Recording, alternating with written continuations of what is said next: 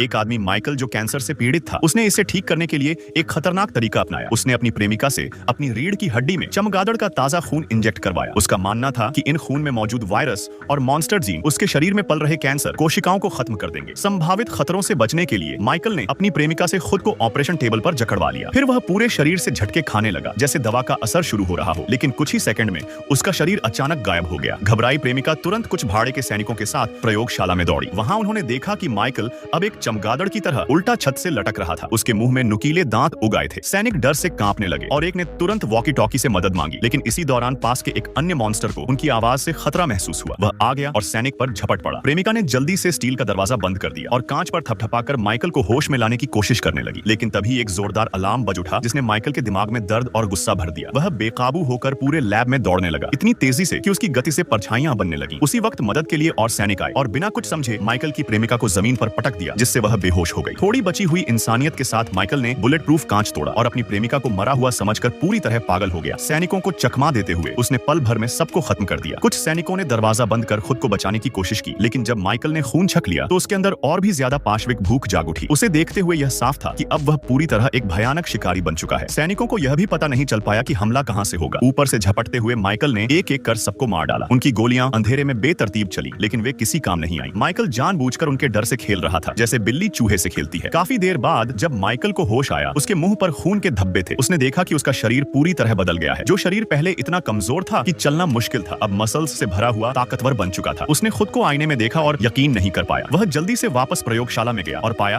कि उसकी प्रेमिका की दिल की धड़कनें चल रही हैं। वह बस बेहोश थी, मरी नहीं। माइकल ने उसे ढक दिया और फिर सीसीटीवी फुटेज देखकर वह सब समझा जो उसके बेहोश रहते हुए हुआ था। उसने तुरंत सब फुटेज डिलीट कर दिए, सबूत मिटाए और एयरलिफ्ट के लिए कॉल कर दिया। फिर बाकी बचे सीरम लेकर वह समुद्र में छलांग लगाकर गायब हो गया। लेकिन माइकल के कमरे में एक ओरिगामी पेपर रह गया जो बाद में पुलिस के हाथ लगा और आगे चलकर उसकी पहचान उजागर होने का खतरा बन गया। माइकल को इसका कोई अंदाजा नहीं था। वह वापस रिसर्च सेंटर पहुंचा, लेकिन रास्ते में उसे खून की कमी महसूस होने लगी। ठंडे कमरे में रखे इंसानी खून के बैग उसने देखे, लेकिन उन्हें लेने में हिचकिचाया। वह फिर से उस राक्षस में नहीं बदलना चाहता था, इसलिए उसने नीला सिंथेटिक ब्लड पिया, जिससे उसकी भूख थोड़ी शांत हुई। माइकल को समझ आ गया कि चमगादड़ के जीन उसके शरीर की बनावट को बदल चुके हैं। वह अब खून का आदी बन चुका था, लेकिन एक वैज्ञानिक होने के नाते उसे अपने नए शरीर को समझना था ताकि इसका इलाज ढूंढ सके। कुछ टेस्ट से उसे पता चला कि वह अब बेहद शक्तिशाली हो गया है। एक छलांग में ही वह ऊंचाई पर उल्टा लटक सकता है। उसे ऐसा महसूस हुआ जैसे वह चमगादड़ों से जुड़ चुका है। वे हिंसक जानवर अब उसके कंधों पर खेलते दिख रहे थे। साथ ही उसे चमगादड़ों जैसी इकोलोकेशन की शक्ति भी मिल गई थी, जिससे वह साउंड वेव्स के जरिए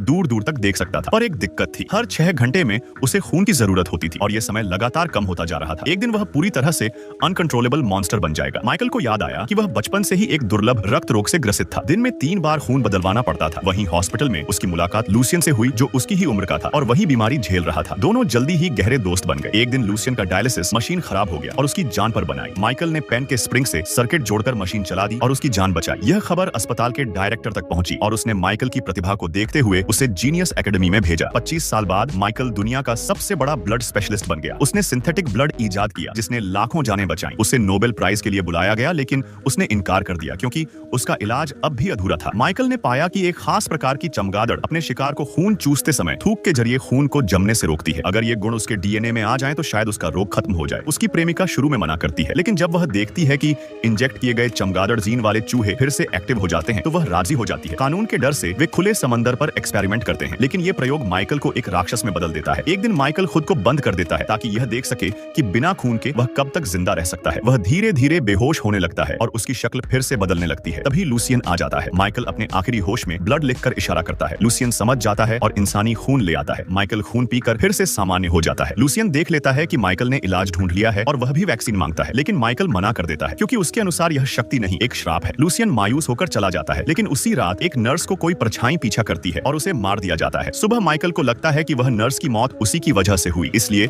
वह ब्लड बैग लेकर भागने की सोचता है, लेकिन तभी वह एक पुलिस अफसर से टकरा जाता है जो उसके कमरे में पड़े ओरिगामी के जरिए उसका पीछा करते हुए आया था। माइकल उसे बेहोश करके भागने की कोशिश करता है, लेकिन वह एक बंद गली में फंस जाता है। तभी वह अपनी शक्ति से एक ऊंची इमारत पर चढ़ जाता है, लेकिन हवा की वजह से फिसलने लगता है। ऊपर वो पुलिस अफसर पहले से उसका इंतजार कर रहा था। माइकल हार मान लेता है और खुद को गिरफ्तार करवा देता है। कुछ दिन बाद लूसियन वकील बनकर माइकल से मिलने जेल आता है और जाते वक्त एक खून की थैली छोड़ जाता है, लेकिन कैमरे में दिखता है कि लूसियन अब चलने में पूरी तरह सक्षम है। मतलब उसने भी सीरम चुपके से इंजेक्ट कर लिया था और उसके हिंसक स्वभाव को देखते हुए वह दुनिया में एक नई तबाही ला सकता है। लूसियन का मन पहले ही बचपन से विकृत हो चुका था और अब ताकत मिलने के बाद उसने खुद पर नियंत्रण खो दिया। वह शहर में खुलेआम कत्लेआम मचाने लगा। माइकल लोगों को मरते हुए नहीं देख सकता था। उसने खुद खून पिया और एक बार फिर जानवर में बदल गया। फिर उसने पूरी ताकत से जेल की बुलेट प्रूफ दीवार को तोड़ा और वहां से भाग निकला। उसकी गति इतनी तीव्र थी कि जेल के गार्ड जब तक पहुंचे वह गायब हो चुका था। लूसियन को खोजने के लिए माइकल ने पूरे शहर में अपनी अल्ट्रासोनिक वेव का इस्तेमाल किया और जल्द ही लूसियन को एक व्यस्त सड़क पर लोगों की हत्या करते पाया। माइकल तुरंत बिल्डिंग से छलांग लगाकर उसके पास पहुंचा, लेकिन लूसियन को कोई फर्क नहीं पड़ा। उसके अनुसार वैम्पायर ब्लड ही उनका उद्धार है, इवन अगर वो उन्हें एक पिशाच में क्यों न बदल दे। लूसियन अब दूसरों की जान अपने हाथ में लेने के एहसास से रोमांचित था। माइकल ने उसे रोकने की कोशिश की, लेकिन लूसियन सुनने को तैयार ही नहीं था। दोनों की भिड़ंत एक टनल में हुई और